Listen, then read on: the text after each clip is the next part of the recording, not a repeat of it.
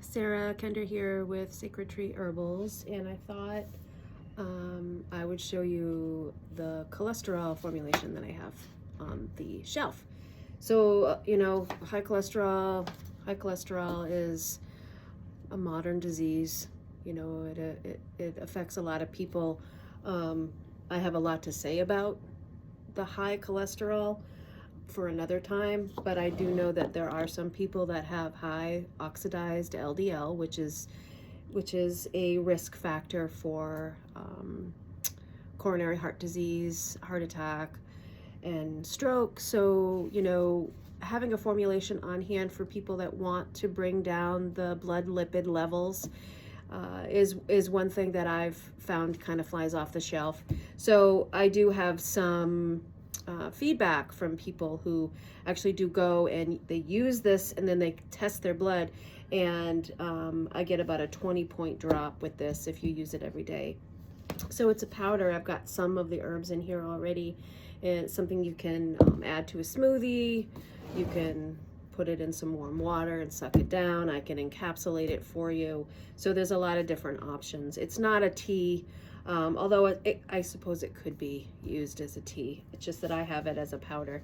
So I call it the cholesterol cutter, and I have I have 5 ingredients that I put in here. So far I have the amla, which is the amla powder. Amla is a Indian gooseberry. It's high in antioxidants. And then I have some powdered linden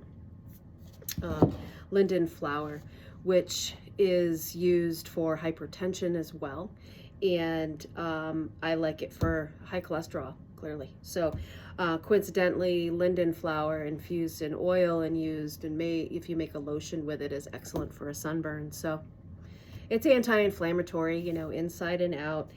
And so I've got the amla and I've got the linden, and then I add a little apple pectin in here. So apple pectin is going to reduce the incidence of cholesterol being reabsorbed into the gut. So it's really going to help protect the gut. It's excellent for things like leaky gut. You could do applesauce every day as well, but I just stick some apple pectin in this blend.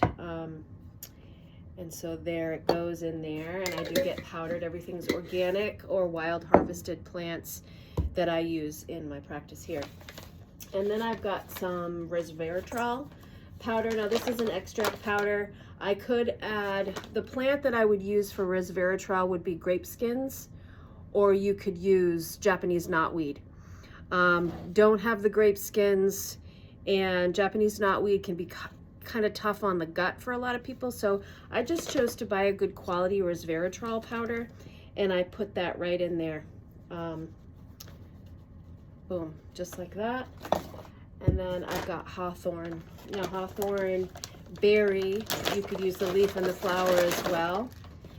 So hawthorn is a tree that grows in the Northeast. It grows in the temperate forest. So it's a species of tree that does grow in a lot of different places. And it's a medium-sized tree. You can harvest the leaves, the flowers, and the berries for their antioxidant quality. It's very anti-inflammatory to the heart and circulatory system, and hawthorn berry in general is an excellent tonic for the heart, and it's food, so you want to get a lot of it. If you're going to use it for heart and circulatory, you really want to get a lot of it. And so if I do an extract or a tincture, right, if I make a tincture with this and someone wants to use it for high blood pressure or for heart support, I'm actually making a 2-to-1 tincture with it, which is a lot of herb to a little bit of alcohol. So we're really getting it strong. I know you probably have no idea what I'm talking about. Maybe you do. But as you listen to more and more of my videos, I'll be, I'll pepper in what this tincture ratio thing is. So usually a typical ratio for a tincture would be 1-to-5 or 1-to-3, depends on what you're using for your plant. But for hawthorn, it's 2-to-1. So it's very, very strong. And then we're mixing all this up together, and we're dosing usually about a tablespoon a day. So again, you can mix it in warm water. we could encapsulate it for you. If you're going to encapsulate it, you're going to have to take like, I don't know, 6 to 8 capsules a day if you want to get enough. And that's why I say just add it to a smoothie. It doesn't taste bad, but again, taste is so subjective. So a lot of people say, Sarah, that tastes really good, and some people say, Sarah, that doesn't taste good at all.